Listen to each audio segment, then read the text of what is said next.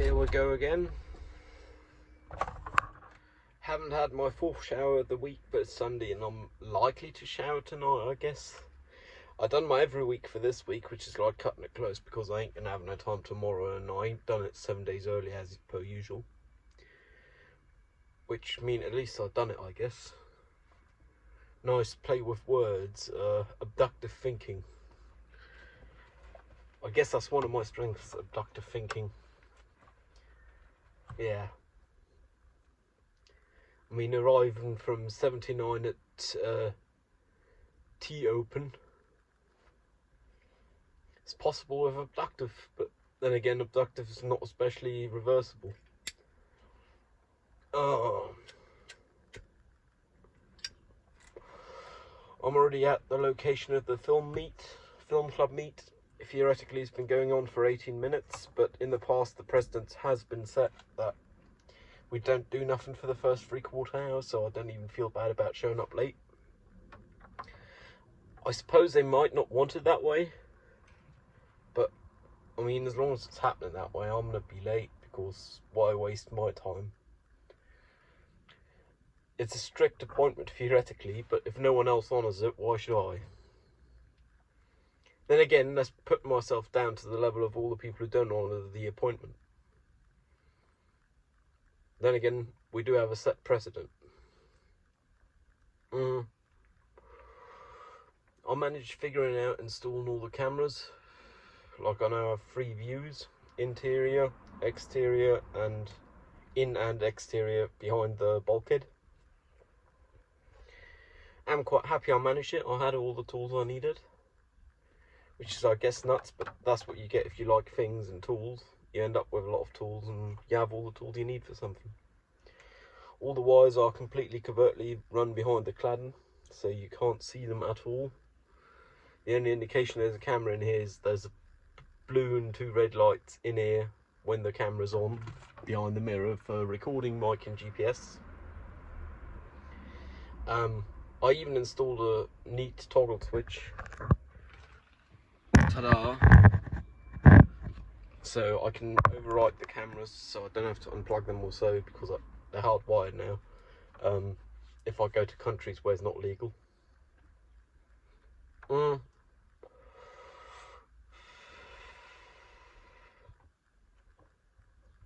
One thing I've come to realise is a lot of people care a lot about words, even if they don't know the party or care for the party that utters the words.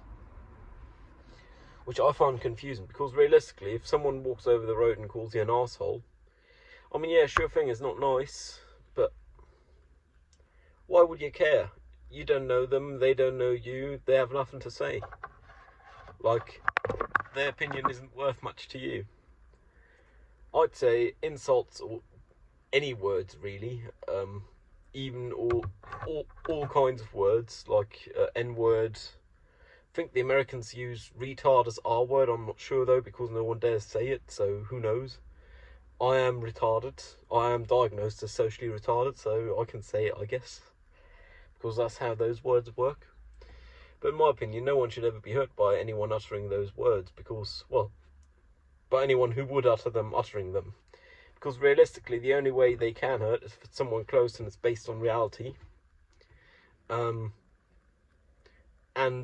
those people would know better, unless one have made a very big judgment error in one's past, allowing them into one's life.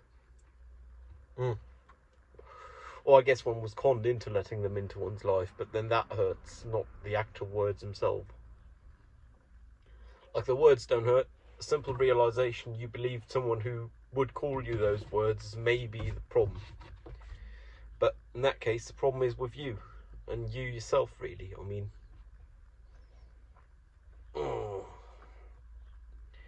with setting up the cameras and all the wiring, I did have the dashboard somewhat disassembled, like just the end cap off on the passenger side. And that do have the airbag switch on it for the passenger side airbag. The passenger side airbag's all wired up now, but the car system still got a memory of the error. I've got a simple OBD2 scanner, I tried erasing it with that can't even find it, but it's like years old by now. It's probably older than this car. So I'll probably try and disconnect the battery, see if that erases the codes, which I really don't want to do because I kind of am going to lose my trip, which is a metric I use for fuel efficiency and range. Trip will be just over 300k, but I'll probably disconnect the battery when I get home tonight, reconnect it tomorrow, and then see. Hopefully it'll have gone, but if it haven't, I might very well end up buying a modern OBD tool, just because those should be able to erase the code. And I know for a fact there's nothing physically wrong with any of the airbags in this car, because I ain't touched them and they were right before.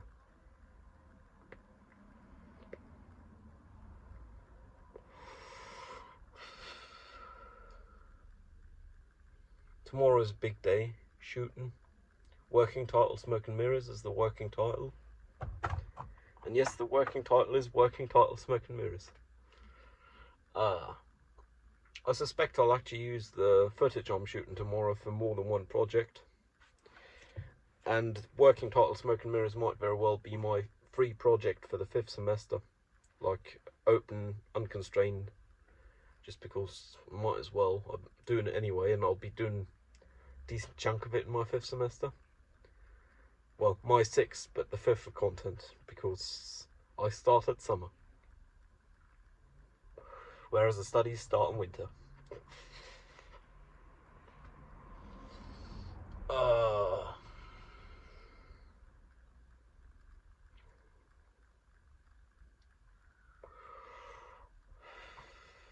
Weather is like 30 degrees in the shade right now, 29 degrees centigrade in the shade, so it's real bloody hot. This parking here weren't my finest parking, but the car in front's like half a metre stuck out into the road, so parallel parking neat to the pavement is real difficult. Had to do like 10 points to be able to get within 5 centimetres, which is still not where I'd want to be. I'd want to be within 1 centimetre realistically. But not much I can change about it, and the car in front have stood for quite a while. I can tell because it's full of lime tree juice, I guess. It's one thing of this town, there's lime trees all over the place. I actually had to look it up because my botanical and or culinary, etc. lingo ain't the biggest, neither in German nor in English. I knew the name of the tree in German, so I just looked it up. It's a lime tree, apparently. They're all over this place, and at this time their flowers are all sapping. I believe it's sap, nectaring, whatever. It's probably sap because if it was nectar there'd be animals around it, like insects. And it's real sticky stuff. Yeah, funny how I got to that tangent. Like a lot of the places on the pavement, on the trottoir, on the sidewalk, whatever you want to call it, the floor's sticking, you notice it with your shoes. Just because there's a lot of them lime trees here, like nutty amounts. Yeah, I'm real happy about having these cameras wired up now, so I can finally use the car again, which is why I came here by car today. Plus, I'm not going to be able to drink much anyway, alcoholic that is, because I'm not staying for eating out tonight. First off, budgetary. Second off, temporal budgetary. I got an early start tomorrow, so I don't want to be staying out late till night. I haven't played barely any video in the past few days. For that, I did spend decent sized chunk of time figuring out all the wiring and placement for the cameras. Like, the front facing is behind the rearview mirror, the interior facing cab is just above the rearview mirror, and the rear facing is just above the window in the bulkhead, so none of them are really visible. Like, you have to know they're there to see them, which I like.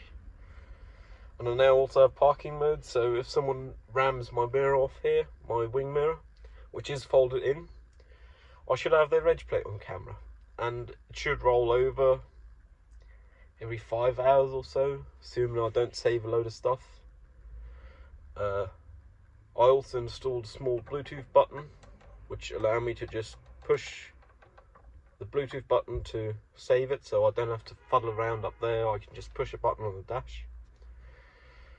Yeah, I guess I'm comfortable operating a motor vehicle back in town again now, which is nice. Like, it's so much freedom. It's not all the people you have to fuck around with on public transport. Like,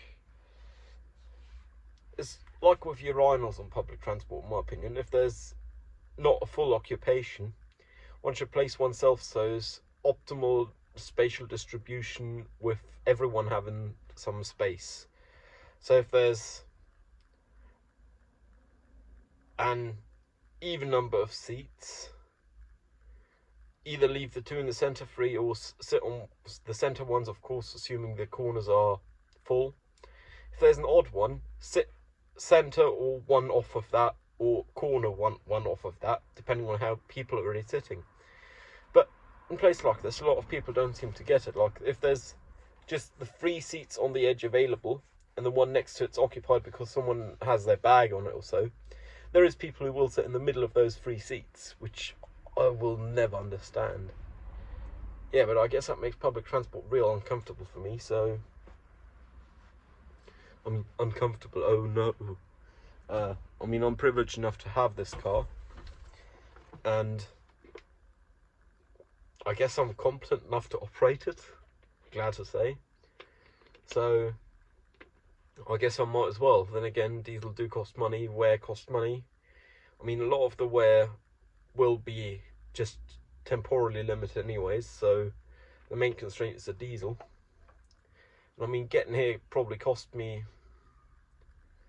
a couple of bucks, and getting home will probably cost me a couple of bucks, whereas I've already paid for my semester ticket with uni. I have to pay contractually.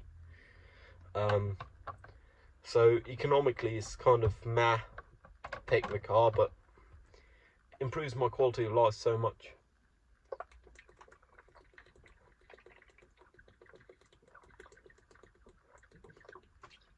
That I don't actually feel to have much of a choice.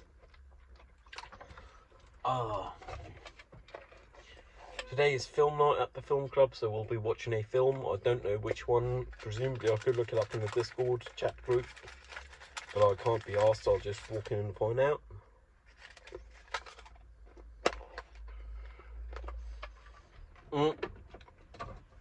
Though I had driven to this area of town at least a dozen times before, I chose to take a different road just because, why not? The one I have usually taken in the past and usually take goes through a bit of tunnel. It's not really a tunnel, it's just an underpass, but it does have tunnel signage. So black hemispherish on blue underground, which means one can't wear shades and one has to turn on their vehicle lights. I have my lights on anyway, but I'm really uncomfortable taking off my shades when going into a tunnel just because the light at the end of it is pretty bright and you need shades for it. So that's why I tried that different way today, and I guess it worked out. It took me about 5 minutes longer, but I didn't know where I was going, and I ended up at the same place anyway, so pretty solid. I'm getting a feel for this place, this city.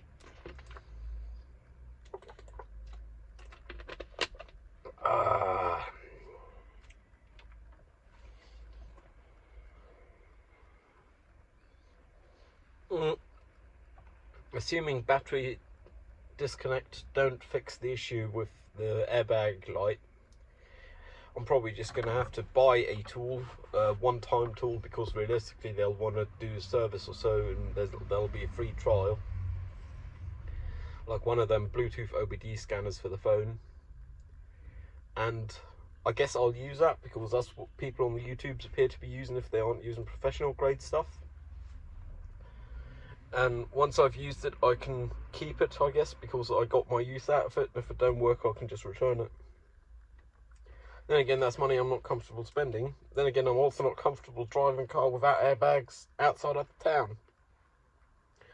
Like, in town, it likely wouldn't make any difference, because I obey the rules, which means maximum collision is whatever the other person is going over the speed limit if they hit me frontally, minus plus the speed limit. So it could be worse, I guess, because even countryside is higher speed than town doubled. Then again, people here do race and people here do speed and do drive stupid. But then again, hopes are those people don't keep their licenses or don't have licenses, one of the two.